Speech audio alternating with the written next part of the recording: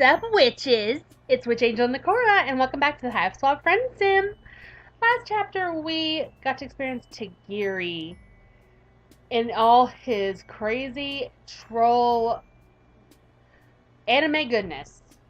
But now we're gonna jump back on into his amazing friendship simulator slash, visual novel, volume 10. And we're gonna head on into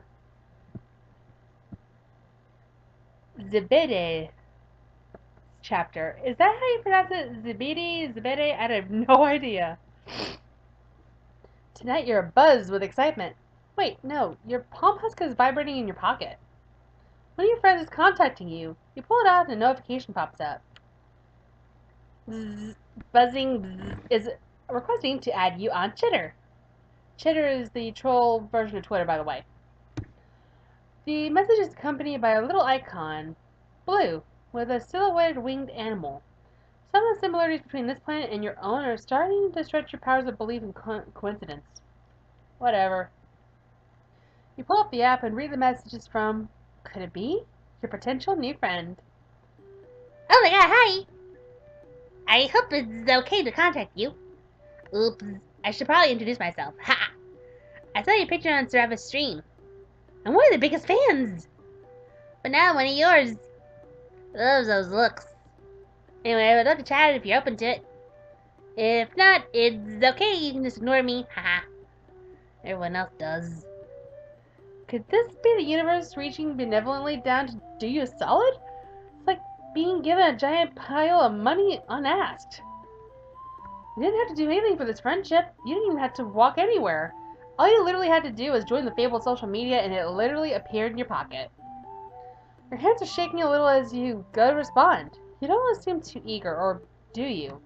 You have no idea how to approach this. You think buzzing for his compliments, and you say that you'd be happy to talk sometime. In an instant, a notification pops up inviting you to download another app.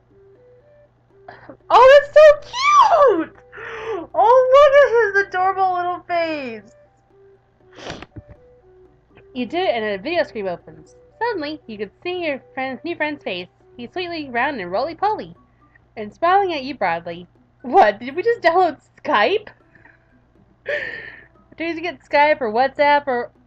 Okay, I just noticed up here very closely that person right here, I know it's supposed to be the Beatles, but if you look closely at this person right here, the hair reminds me of Aridin. Hi! I'm Zebede. I hope it's not too sudden to gripe you like this. Oh, so it's Skype. It's called Gripe. That's okay, Zebede. Is it okay? Oh my god, you don't have to respond to that? Look at his face. He's so cute. I just want to squish his cheekos. Squishle. Sorry for being weird. Let's start over. How do you know Zarava? Apart from being extremely friendly, this troll also seems to run both sides of the conversation by himself. Befriending him is the least effort you've ever put into anything. His enthusiasm is really cute, but there's something about him that unsettles you. Looking at his hopeful face gives you a dark stab of humiliation you don't quite understand. You swallow down the discomfort and tell him the story of your friendship with Sarava, leaving out Sarava's personal background. He hangs on your every word. That's so cool. I wish I could hang out with you guys.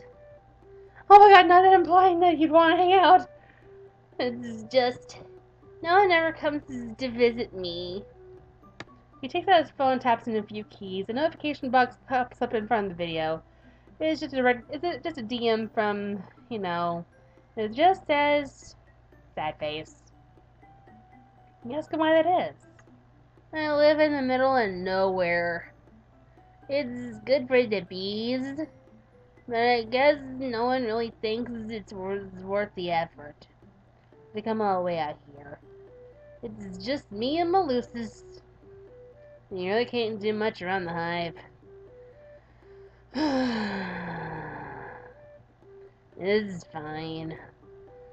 You really just say the word sigh out loud. Despite saying it was fine, he seemed dejected with a distinct downward angle to his shoulders. Sorry, his shoulders. His buzzy accent's kind of getting to you. Alright. Let's find out where he lives. You say it must be nice to live around the countryside. You mentioned that you did get to see some rural Alternia when you met Skyla, and it seemed beautiful. Zebede's face twisted to a grimace. Yeah, I guess. Sensing this is a moment for sympathy, you tell him you're quite sure that his friends would come visit if they were able to make the trek. Sure. It sounds like you did visit another troll that lives in the countryside, though. So I guess you thought she was cooler than me? That's like, it's whatever. And don't any of my friends depict me first. You struggle for words. You want to reassure him, but you also don't know him that well yet. You weakly protested that you didn't mean to say that Skylar was cooler than him. You didn't even know him then. Maybe you'll be able to visit him in the future, too. Yeah, maybe. I've heard that before. He's not rejecting you, but you get the sense that a wall's been raised. You're sure that you're going to keep chatting with Zebede from time to time, but you get the sense you're never going to become a true friend. Oh, boy. Oh, yeah, bee puns. Don't worry. Pandora's taking a snooze. I got this. Alright. Time travel gives me a headache, but let's ask him if he's really fine. You tell him that you'd understand if he's not really okay with it. After all, you say, really, it would really hurt your feelings if your friends didn't make any effort for you. Isn't that what friends are supposed to do? He gives you a grateful smile, some tension releasing from his frame. Oh, such a cutie. Oh, I would never ask that of anyone. I don't want to be annoying. Like, sometimes I really wish someone would take the time to visit.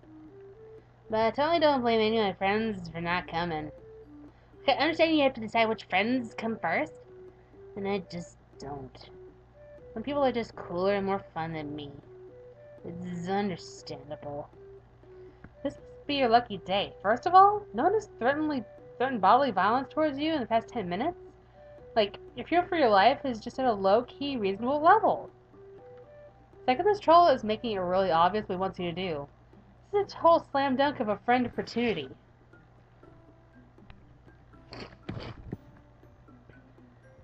Obvious. Hey, I'll come visit.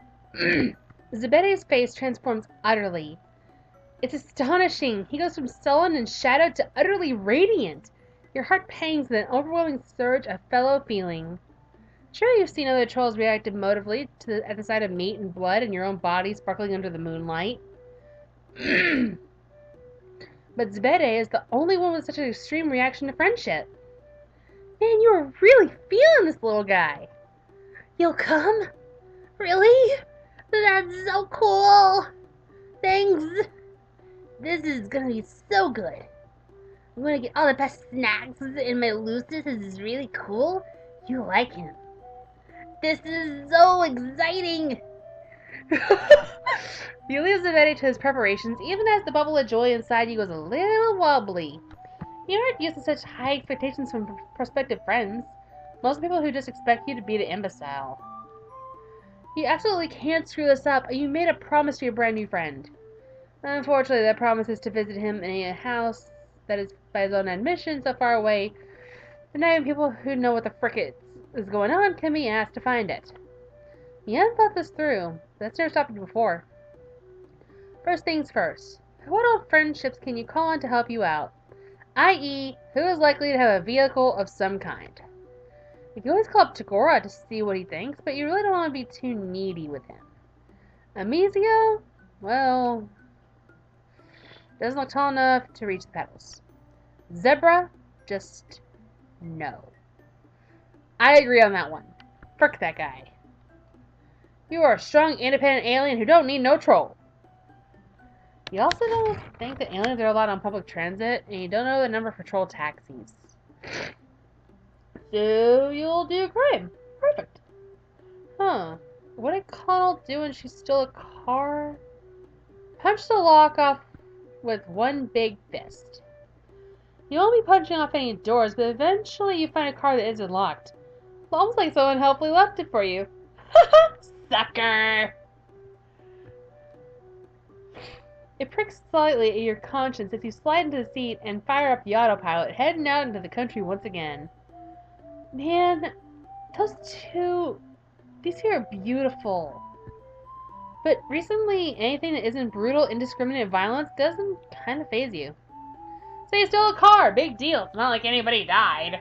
So this is it. So begins your gradual slide into a total moral inquity. Sorry, that word's a little hard to pronounce for me. Hardened criminal. That's you. Zebede does look pretty far out. He hasn't been exaggerating. He has the time to curl up in the backseat and catch up on some sleep, all the while trying to ignore the fact that the car reminds you of being inside a large, squishy animal. Let's get a few radio channels out here. Oh, his hive is actually kind of cute. It's like a little beehive. Zebede's hive is big and buzzing. Literally. You hear a persistent drone of bees, and standing right outside is the boy himself. He's so cute. I just literally, if he was real, I would love to just squish his little cheeks. He's just so precious, like a little honey-covered cinnamon bun. He's so excited he's bouncing on his toes, clapping his hands together. He has a gold symbol on his shirt. I wonder if he's a psychic. You've been here long enough to pick up on racial stereotypes. Go you. You're here! You actually came! I seriously can't believe that someone actually went out of their way to visit me. Well, you don't really have a way to go out of, but keep it to yourself. You're more than happy to accept the friendship points. Oh, Zebede leads into his hive, which, like Skyla's, looks like he made a lot of it himself. There are hanging baskets of flowers and plants everywhere, and a zigzag shelf holding up a stack of colorful books. In one corner is a big screen TV and an entertainment center. Zebede vanishes into another room and leaves you to get comfortable on the big couch, which is unsubtly striped yellow and black. Oh, and if you notice, he's got a little bee on his table. Is that like a salt and pepper shaker thingy? It's so cute. It's a little bee. The buzzing is pretty loud in here too, and you look around for bees. You're not thrilled about the bees, honestly. You wish there was some music on your phone to drown them out. You're thinking of following Zebede and see if he needs help, but when your phone starts to vibrate, you look down and recognize Sarava's username. Let go to voicemail. We don't want to be rude to this cute little guy. You decide to just let the call go to voicemail. You're busy with a different friend right now, and you can always call them back on your drive home. Or not home, but the closest you got right now. I'll give you something to do besides sleep. You mess around on your phone for a little bit, filling out your profile on your chitter. Alien invasion of 1. Just here, I guess. That's honestly the best you can come up with. You aren't quite sure how your age would translate into troll years, sleeps, so you don't bother with that. You've already gained some more followers. Sarava retweeted your intro tweet, or chirp, whatever. Zebede comes back in with a tray of snacks and 2 glasses of something bright red that you hope isn't Fago. Or blood, but that goes without saying at this point. Hey, who are you talking to? I heard your palm puff go off. You tell him that you weren't talking to anybody, you just let the call go to voicemail. Would you really think you're the kind of person who would take a call from someone else while you're having a hanging sesh? Heck no. Aw, you didn't have to do that. Zebede says that, but he's obviously incredibly happy that you did. Sets the tray down and hops up on the couch next to you. So, what do you want to do? I have a bunch of really cool stuff you could check out. But didn't want to make you just do whatever I wanted. I know we barely know each other. You tell him that whatever he wants to do is fine with you. You aren't picky in any sense of the word. Zebede seems a little at sea by your lack of an opinion, but eventually he puts on the first episode of a pirate show. This is nice. It's nice to just chill for a little while. But you rarely get through the opening credits before Zebede changes his mind and puts on a show about space pirates instead. But then he gives up on that too. He keeps looking at you for input, but the extent of your experience with troll pop culture is Remolade's knockoffs and the one crappy romance flick Polipa took you to see. You're not informed enough to have an opinion. You're seriously down for whatever. Zebede did the same thing with video games for a while, becoming increasingly more distressed. You feel deep empathy at his plight, but also mild annoyance. You understand there's a reasonable fear of beefing it in front of your friends. You feel like that pretty much all the time. I feel you, buddy. I honestly do. You eventually suggested to Zebede you could just watch the last thing he watched on GrubTube. Zebede goes a delicate gray color that you've come to realize is the troll version of a Blanche. That's... Yeah, we could do that for sure, but guys, GrubTube Q is, kind of personal. Not that I don't trust you. If you can't trust randos you met online and invited to your house, who can you trust, right? You feel that way too. You've also felt the overwhelming urge to throw yourself into the arms of strangers since you crash landed down here. You tell Zebede that you aren't going to judge him. You don't judge your friends. An overwhelming look of trembling gratitude comes over him, and once again you feel an uncomfortable pulse of empathy. You aren't used to being the desperate one. You aren't sure how you feel about this turnabout. All this social power. Also knows that his lamp is a little beehive. Okay.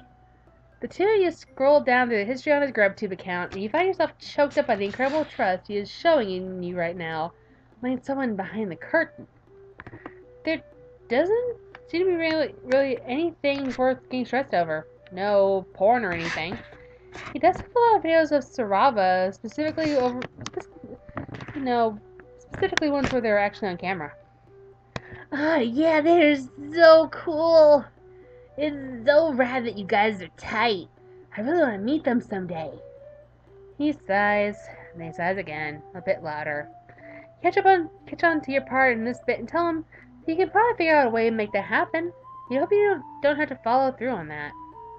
So I was a busy guy, and you aren't sure if they actually let anyone into their hive. Well, besides you. But you keep the exception to a number of rules. You keep that last part to yourself. The rest of his videos in his recent history are about a band called Hatch to Dance, music videos, interviews, and compilations of vlogs. You ask him what all this is. You've never heard of H2D? Really? They're so cool, they're my fave!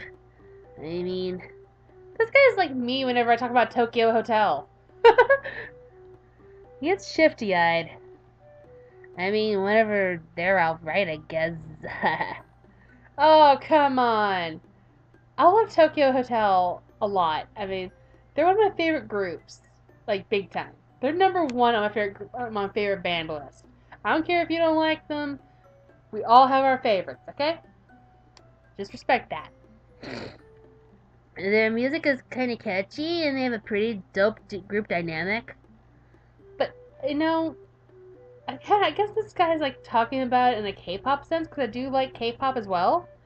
Like, I do like BTS, especially their songs Not Today and what's that other one I really like? Dang it. I just got done listening to it. I do like DNA. That is a good song. I'll get back to you on the other one because I can't remember it off the top of my fluff. You mentioned that all of them seem to be pretty good looking too. Really? You think so? You point out a guy with tall horns that swoosh into hooks and a lot of white hair that falls into his eyes. This guy is particularly handsome. Him? I mean, he's okay, I guess. If you're really basic. Not that you're basic or anything! When he shows you some of the music videos, they have really high production values and extremely elaborate sets. All the band members sing and dance and get very close to kissing each other. He's been really nervous about showing you this. His deep dark secret was that he likes music videos? Is being into pretty pop stars some kind of cultural taboo? Not really. Just, it's kind of lame, right? And I just really want you to like me. Yeah, it's pretty obvious. And you do like him. You especially wouldn't say crap like that. It's embarrassing. And also reminds me that you yourself has gone around doing pretty much the same thing. Pretending to agree with everything your prospective friends say, lying, saying you're into things you aren't. Just all around being a big phony. The circumstances are different for you, though. You're an alien. This is a hostile territory. You don't have a hive or a lucis or even horns. So, it's way less pathetic for you to be like this than it is for Zebede, right? Deep down, you know you're full of crap. You're just coming up with reasons to excuse behavior in yourself that you condemn in others. You hang your head in shame. Zebede, who is not privy to your internal monologue, looks confused. Is it possible that you're doing the wrong thing in your eternal quest for friends? Could it be that... Before you could spiral any further into a full-blown existential crisis, you hear a noise from outside that you really, really don't like. Several noises, in fact. A crash, followed by a thump, followed by a, "Get out of here, you freaking piece of crap! You thief!" Oh dear. Zebede scrambles around to look over the back of the couch. You can just make out a shape through the window. Hey, this is a totally wild question that I typically would never ask a potential friend, but did you steal that scuttlebuggy? Ha ha! Funny story. He didn't know how else to get here. You did it for him for your nascent friendship. Oh wow! Nobody's ever stolen a scuttlebuggy from me before. Did you forget to take out the GPS chip out though? Because I think whoever you stole it from found it. GPS chip, right, frick. This is not an auspicious start to your life of crime. Maybe you aren't quite ready to go it alone yet. Another crash and rattle. It sounds like someone is taking piece out of Zebede's hive. You get up and start for the door. Hey, what are you doing? You can't go out there, they look big. They sound huge, you get killed. Right, you definitely got a point there. But whoever is outside seems intent on demolishing his hive brick by brick. So they're gonna get in eventually anyway. Better for you to go out there now and face the music at least one of you gets out of this. Oh, he's crying yellow or gold. Zebede stares at you. Weird blobby golden tears pull at the corners of his eyes.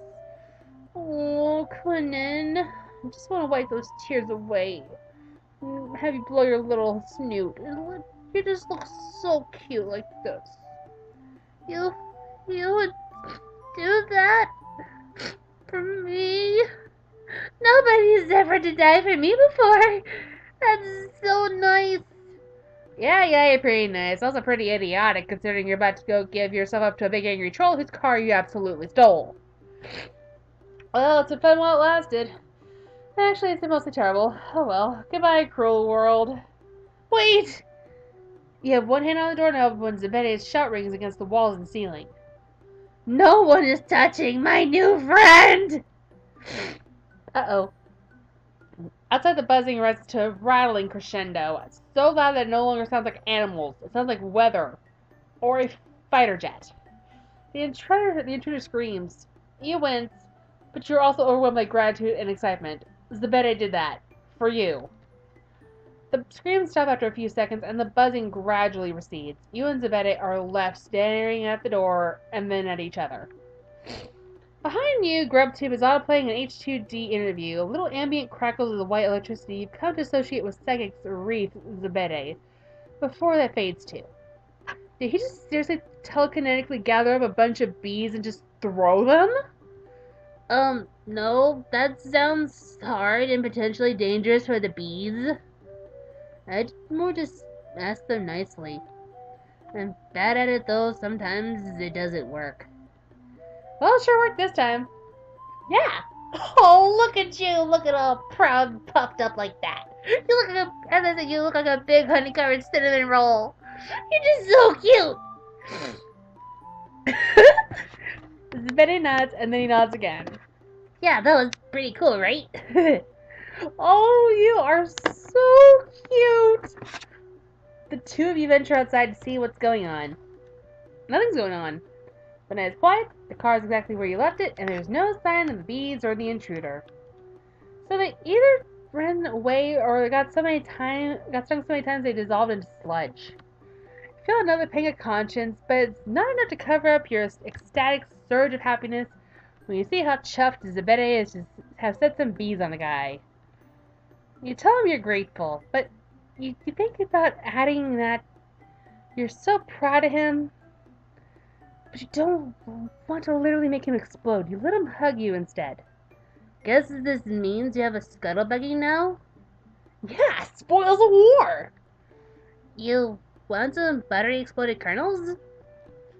Popcorn! I got chips actually right over here next to me. But I'll gladly share some popcorn with you, man. I make them myself. Well, I put the kernels in a pot and explode them. You tell him that sounds great. He's honestly pretty fun to visit. Minus the sudden attack, you're having a really nice time, and that part was honestly entirely your fault. You should quit putting yourself down so much and being a desperate piece of crap. You mean it in the nicest way possible, and it's pretty good advice in general. You know, just have floating around out there. Oh my god!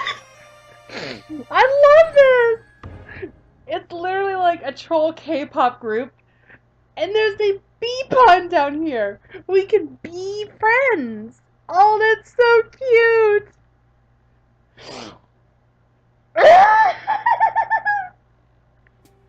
Oh my god. Zebede is my favorite gold blood. He's basically me. Like, I get socially awkward and I freak out a whole bunch. Like when I think that something's gonna go wrong. Oh. Okay. Trolls I wish were real and were my friends. Zebede is one of them. The other, definitely Tagiri. And my all-time favorite troll that I wish was absolutely real is Childhood, of course. Purple blood, gold blood, teal blood, hell yes. Trifecta right there. Ah! I am buzzing with so much happiness right now. That's not even a bee pun. I'm just excitement. I'm just full of excitement right now. As I'm waiting for Hiveswap Volume 11 to come out, hopefully next month in September or later on this month in August. I don't know. Ugh. Excuse me. By the time this comes up, it'll probably be like after the end of August, early September. I don't know. When it comes up, you'll know. Oh, I'm gonna get on out here before I start vibrating like a Temmie and acting like a bunch of bees in a beehive. I'm gonna get on out of here. If you like this video, why don't you hit that like button with a big old bibbidi bobbidi boop. And I'll see you on the next one. Mwah!